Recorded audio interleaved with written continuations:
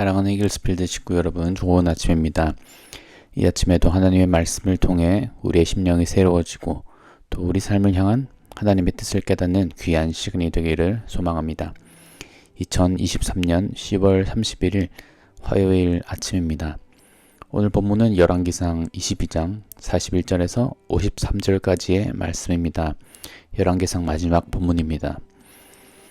이스라엘의 아합 왕 제4년에 아사의 아들 여호사밧이 유다의 왕이 되니 여호사밧이 왕이 될 때의 나이가 35세라. 예루살렘에서 25년 동안 다스리니라. 그의 어머니의 이름은 아수바라 실히의 딸이더라. 여호사밧이 그의 아버지 아사의 모든 길로 행하며 돌이키지 아니하고 요 앞에서 정직히 행하였으나 산당은 폐하지 아니하였으므로 백성이 아직도 상당에서 제사를 드리며 분향하였더라. 여호사밧이 이스라엘의 왕과 더불어 화평하니라. 여호사밧의 남은 사적과 그가 부린 권세와 그가 어떻게 전쟁하였는지는 다 유다왕 역대지략에 기록되지 아니하였느냐. 그가 그의 아버지 아사의 시대에 남아있던 남색하는 자들을 그 땅에서 쫓아내었더라. 그때 에돔에는 왕이 없고 섭정 왕이 있었더라. 여호사밧이 다시스의 선박을 제조하고 오빌로 금을 구하러 보내려 하였더니 그 배가 에시온 게벨에서 파선하였으므로 가지 못하게 되매 아합의 아들 아하시아가 여호사밧에게 이르되 내 종으로 당신의 종과 함께 배에 가게 하라 하나 여호사밧이 허락하지 아니하였더라. 여호사밧이 그의 조상들과 함께 자매 그의 조상 다윗성에 그의 조상들과 함께 장사되고 그의 아들 여호람이 대신하여 왕이 되니라. 유다의 여호사밧 왕 제17년에 아합의 아들 아하시아가 사마리아에서 이스라엘의 왕이 되어 2년 동안 이스라엘을 다스리니라. 그가 여호와 앞에서 악을 행하여 그의 아버지의 길과 그의 어머니의 길과 이스라엘에게 범죄하게 한 느바제 아들 여로보암의 길로 행하며 바알을 섬겨 그에게 예배하여 이스라엘의 하나님 여호와를 노하시게 하기를 그의 아버지의 온갖 행위같이 하였더라. 아멘. 오늘의 본문은 아주 명확하게 두 왕을 대조하고 있습니다. 남유다의 여호사밧 왕과 북이스라엘의 아하시아 왕입니다. 이러한 대조를 통해 전달하고자 하는 교훈도 명확합니다. 여호사밧과 같이 하나님의 말씀을 잘 따르고 반대로 아하시아와 같이 말씀에 거역하는 삶을 살지 말라는 것입니다. 실제로 남유다를 다스렸던 왕들 중 하나님께 칭찬받은 왕이 8명이 있습니다. 그 중 하나가 바로 오늘 본문의 여호사밧 왕입니다. 그만큼 하나님께도 인정받은 왕이 바로 여호사밧 왕이죠. 반면에 아하시아는 악명 높은 아합 왕의 아들이고 성경도 그가 아버지 아합, 어머니 이세벨, 또 여로보암의 길로 행하였다고 평가합니다.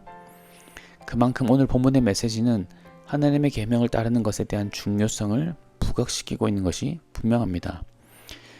그런데 저는 오늘 한편으로 여호사밧의 불완전함에 주목하여서 이 본문을 한번 묵상하였으면 좋겠다고 생각을 했습니다. 하나님께서는 여호사밧을 선한 왕이라고 칭찬하셨는데 여호사밧은 정말 칭찬받을 만했을까요? 오늘 본문에서는 몇 가지 흥미로운 사실들을 발견할 수 있습니다. 먼저 여호사밧 왕은 산당을 폐하지 않았습니다. 그는 분명히 하나님 보시기에 정직하게 행했습니다. 그리고 46절, 오늘 본문 46절에서는 부친 아사 왕이 하지 못했던 업적도 이루어냅니다. 아사 시대까지 남아있던 남창들을 모두 쫓아낸 것입니다. 이것은 하나님 앞에서 아주 칭찬받을 만한 업적이었습니다. 하지만 43절에서는 여호사밧이 여전히 산당은 제거하지 않아서 백성이 여전히 산당에서 제사를 드리며 분향하였다고 합니다. 이 당시 산당들은 주로 산 꼭대기에 위치했는데 이는 가나안 풍습을 따른 것이었고 많은 산당이 기존의 바알 숭배 중심지에 세워졌습니다. 이 산당에 대해서 여러 논의가 있을 수 있지만 분명한 것은 솔로몬 시대의 이방 종교의 산당들이 여호와를 예배하는 장소에 편입됨으로써 종교적 배도와 혼합주의를 낳게 되었다는 점에서 산당은 없어져야만 했던 것입니다. 그래서 하나님께서도 여호사밧 왕이 하지 않았던 일, 바로 산당을 없애는 일을 하지 않은 것에 대해 지적하고 계신 것이죠. 이것은 여호사밧 왕뿐 아니라 여호사밧 이후의 왕들인 요아스, 아마샤, 아사랴, 요담 왕도 여호사밧과 같은 실수를 반복합니다. 이뿐 아닙니다. 또 한 가지가 더 있습니다. 오늘 본문에서는 여호사밧이 외교를 어떻게 했느냐에 대한 언급도 나와 있습니다. 본문 44절에 보면 여호사밧이 이스라엘의 왕과 더불어 화평하니라 라고 평가합니다. 이것은 우리가 이 문장 자체만 보면 아무런 문제가 없어 보입니다. 여호사밧이 외교를 탁월하게 해서 이스라엘과 전쟁하지도 않고 평화롭게 지냈구나 라고 생각할 수 있습니다. 하지만 실제로 그 이면을 들여다보면 이것은 전혀 좋은 평가가 아니라는 사실을 우리는 알 수 있습니다.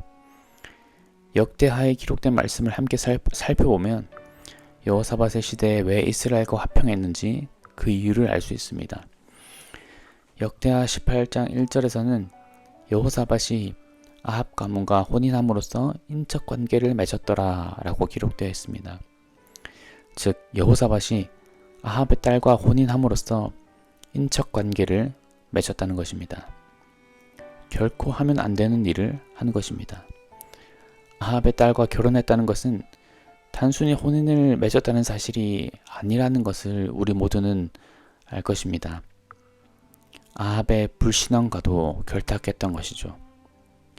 이러한 이유로 여호사밧은 이스라엘과 화평하게 지낼 수 있었습니다. 불신앙과 타협했기 때문입니다.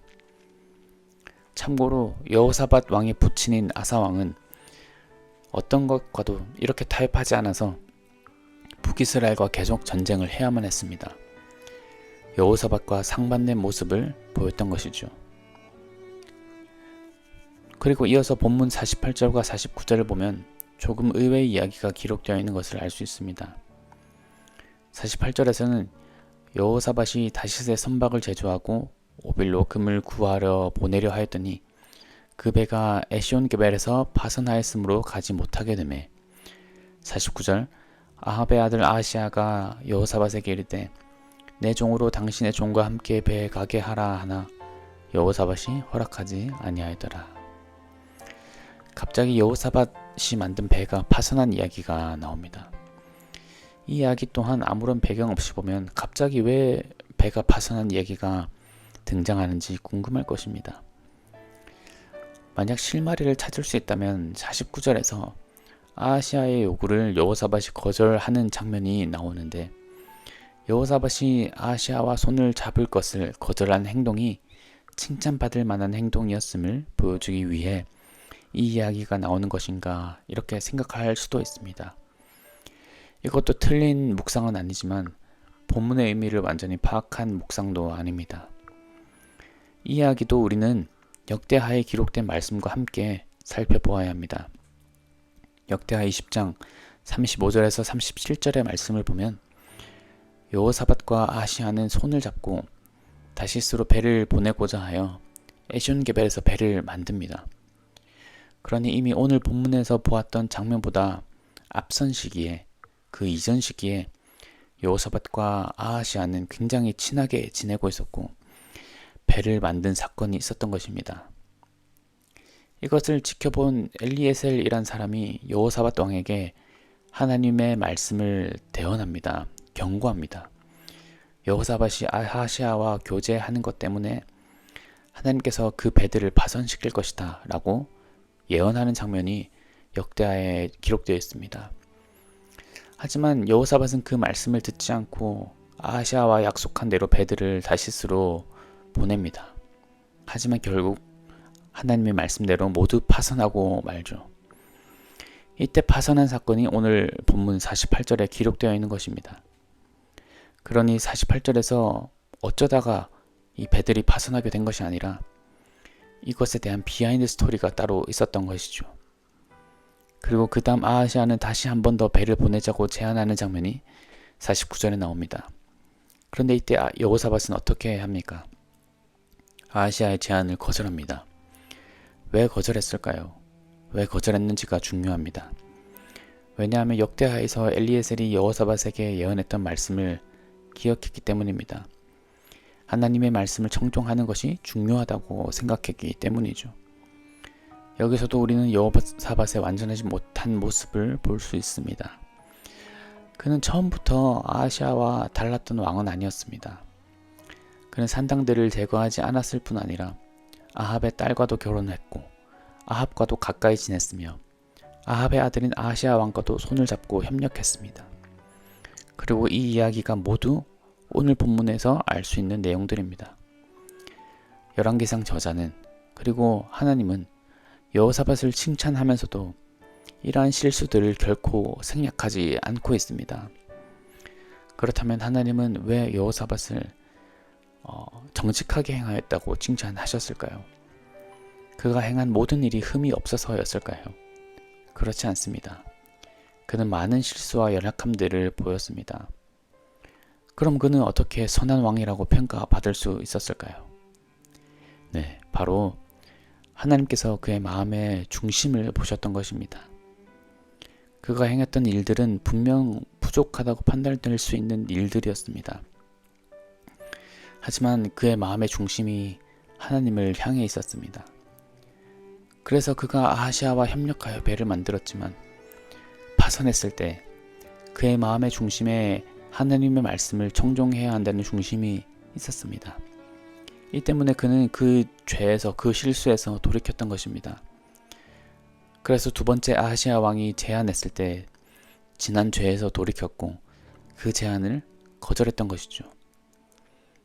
비록 그가 산당들은 제거하지 않았지만 하나님께서는 여호사밧이 일생 동안 하나님을 섬기려는 마음의 동기를 보셨던 것입니다. 여기서 우리는 하나님이 어떤 분이라는 것을 알 수 있습니까? 바로 우리의 연약함을 동정하시는 분이 우리의 하나님이라는 사실을 알 수 있습니다. 우리의 행위와 삶의 모습은 결코 하나님 앞에서 완전해질 수 없습니다. 우리에게는 죄가 여전히 잔재하기 때문이죠. 성경의 모든 인물들이 완전하지 못했습니다. 예수님을 제외하고는 말이죠.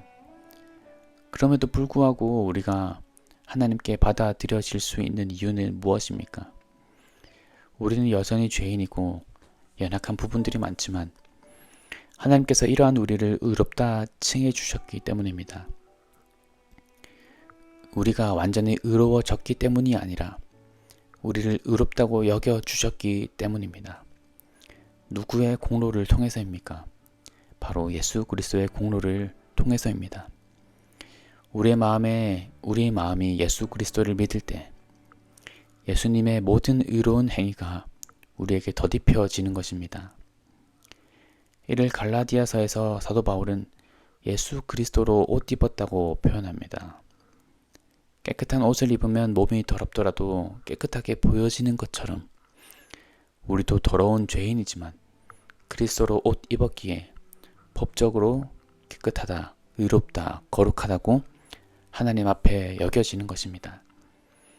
히브리서 4장 15절 16절 말씀입니다.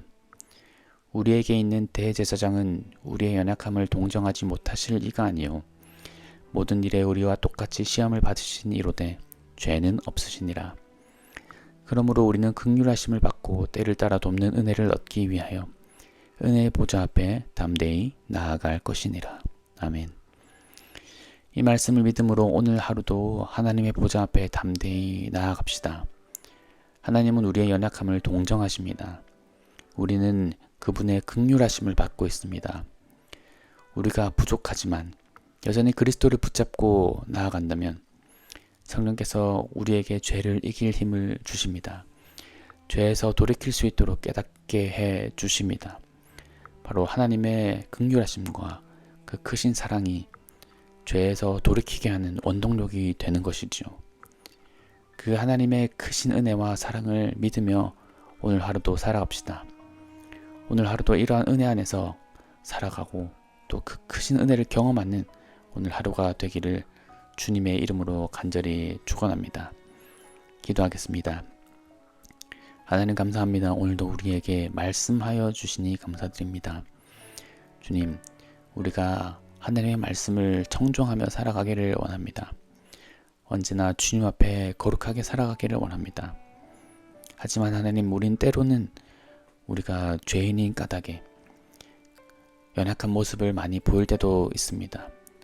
그럼에도 불구하고 지금도 여전히 우리를 동정하시는 그 하나님, 우리를 의롭다 칭해주시는 그 하나님 앞에 우리가 다시 한 번 더 감사하며 나아갈 수 있는 그런 삶을 살 수 있도록 도와주시옵소서. 성령께서 우리를 깨닫게 하여 주시고 우리가 계속해서 주님 앞에 간구하며 그 은혜를 구하며 나아갈 때 우리가 어떤 잘못을 하고 있는지 깨닫게 하여 주시고 또 조명하여 주셔서 우리가 죄에서 돌이킬 수 있는 은혜를 허락하여 주시옵소서. 오늘도 그 은혜가 풍성한 하루 될 수 있도록 허락하여 주시옵소서. 감사드리며 예수 그리스도의 이름으로 기도드렸습니다. 아멘.